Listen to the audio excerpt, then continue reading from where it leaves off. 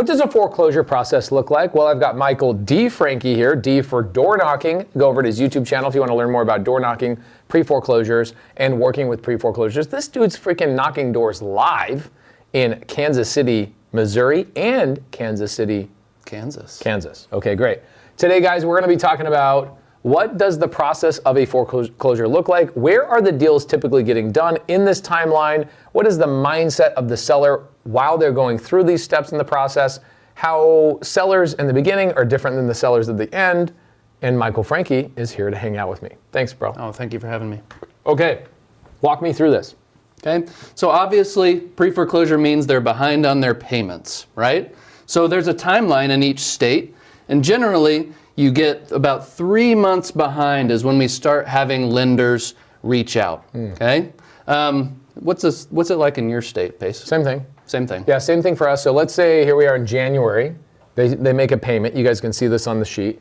They made a payment in January, so they're good. They made a payment in February, so they're good. They skip a payment in March, so they're now 30 days late. They get put on a very specific list, 30-day, 60-day, and 90-day late. Those are a little bit easy. Those lists are easy to get. However, that doesn't necessarily mean the seller's going to go into pre-foreclosure. A lot of times is they just forgot to make their payment.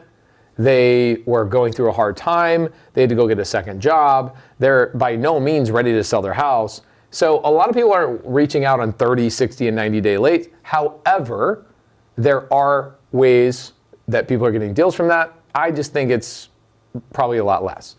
What then happens after 90 days of no payment is they get this thing called an NOD. Michael, what's an NOD? It's a notice of default. In most states, that's what it's called. In my state, it's called an appointment. But that's the period of time where, an appointment. Why? Because a lender appoints a third-party trustee to handle the foreclosure sale. You're telling me the bank doesn't foreclose on the house? No, trustee. They hire somebody? They hire a trustee to perform the sale. Okay, and in this period of time... Wow, that's so... I learned something new today. This is why every single day I learn something new. They appoint a trustee to handle the process. We don't call it an appointment, we just call it a notice of default. So most places would be a notice of default, but this basically says no matter what that document is called, that the lender has the intention to start the foreclosure process. This NOD period depends on the state. I don't know if you know how long yours is. In Kansas City, Missouri area, it's somewhere between a few days to about 45 days. Just depends on the funnel of that particular lender. Yeah, it's the same thing. Every lender's a little bit different. Their agreements are a little bit different, but overall, ours is about the same time frame. Now, notice of default, where do we find the notice of default?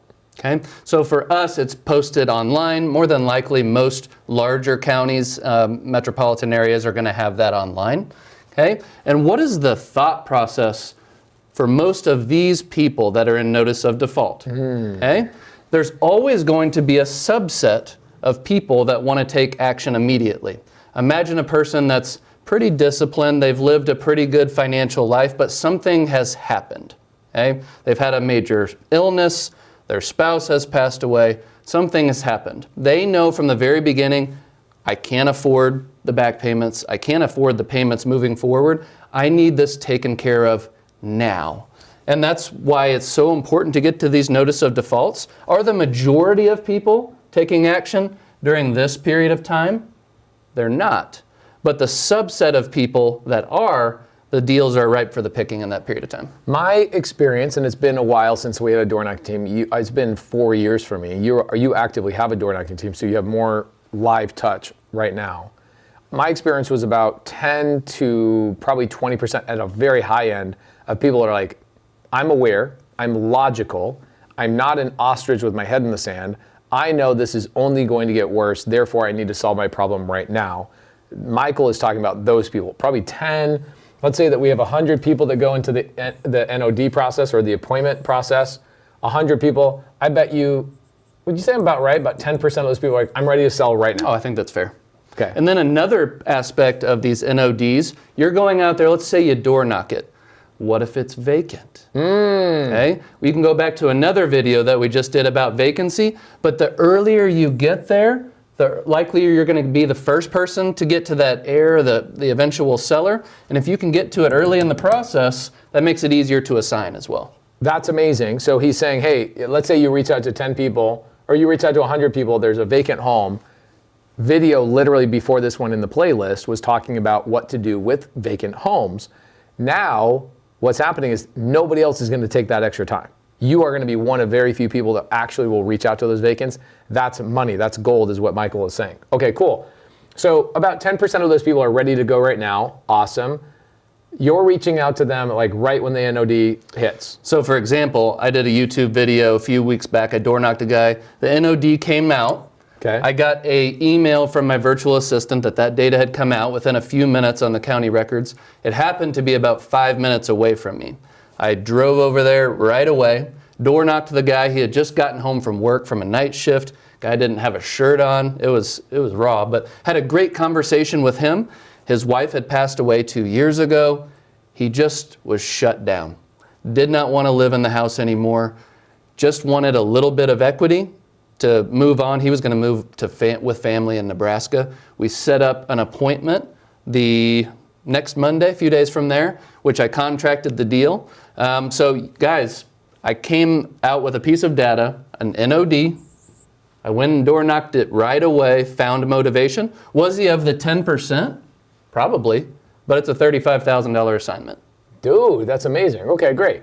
So money, what you are saying is you're saying the money in the deal, or where you're going to want to reach out is right about here. This is like your first place you're reaching out. That spot is money. Okay, and 10% of these people are ready to go. Now, what's the process of the people that don't sell and they start going through this big loop and this big process of, I call this the ostrich egg. Mm-hmm. What, is that how you spell ostrich? Looks right. Okay, so these are ostriches putting Eric their should be able to tell us if it's spelled right. What are they trying to accomplish in this loop right here? The people that don't sell right away, what's going on? So let's say foreclosure sale is set right here, right after the notice of default. That first X amount of time, depending on which market you're in, that's when investors are reaching out to them, their lenders reaching out to them, they're finding out about the situation, and perhaps someone in our shoes, we're going to go over all of the options. Generally, are you going to contract a deal here? Probably not. But you start developing that rapport, you start getting that relationship going, that way later in the process, they're more interested in talking to you. Okay, so is there many deals in this spot? No. Not too much. What happens in this kind of middle zone? Okay, that's when the seller is generally either sticking their head in the sand, they're not acknowledging the situation at all, or perhaps they take a lot of our advice from all of the different options we have, or they're communicating with their lender. They're trying to figure out the situation. I think what they're doing is they're watching Michael D. Franke's YouTube channel, because D is for door knocking, and they're learning all about foreclosures and wondering, what are my options? Michael, come save me. What's also happening here is, I believe a lot of times the reason why the seller will not contract with you is, yes, they are being an ostrich, but they are also trying to solve their problem and stay in the house. So they might be doing loan mods. Do you see them all trying to work on loan mods during this time frame? Loan mods. What about agents? Are they working with a lot of agents during this time? A lot of them reach out to agents and see if they can list the house. Okay, sometimes will you ever see them do FSBOs during this time? For sale by owners, they'll look into bankruptcy, they'll look into all types of things. Man, we don't. Bankruptcy is like a ninja conversation inside of foreclosure. Oh my gosh, that's a whole series. Michael will put that series on his YouTube channel. Oh my gosh, so good. Bankruptcy does so many things for the seller, so they are getting reached out to actually by bankruptcy attorneys through these situations as well. They're getting hit up by a lot of people. Oh, a lot of people. And you have to be the one that's providing the most value to stand out.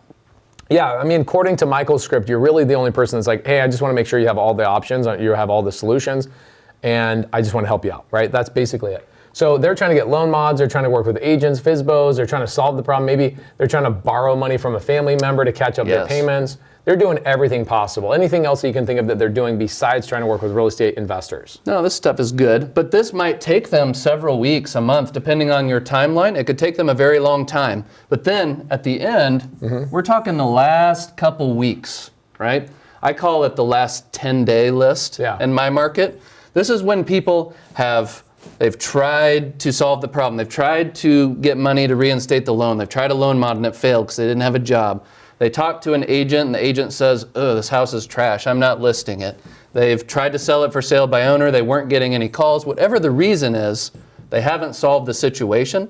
This is, as Pace wrote it, when reality sets in.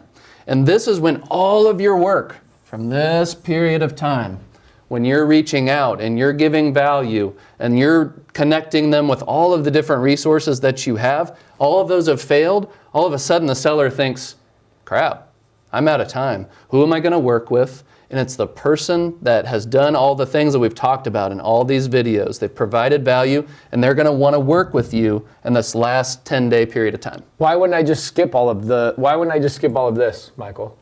The seller? No, me. The investor.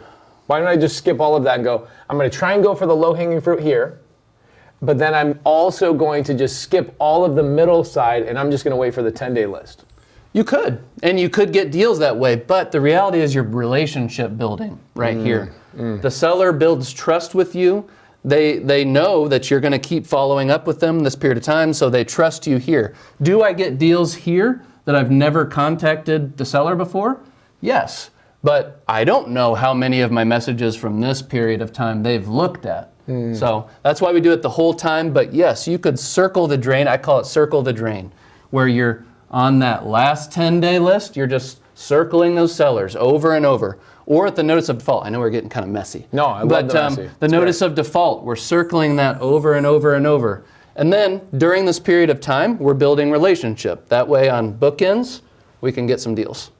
This is one of the most important things that I learned about the foreclosure process when I was doing it was why could I not get deals right here?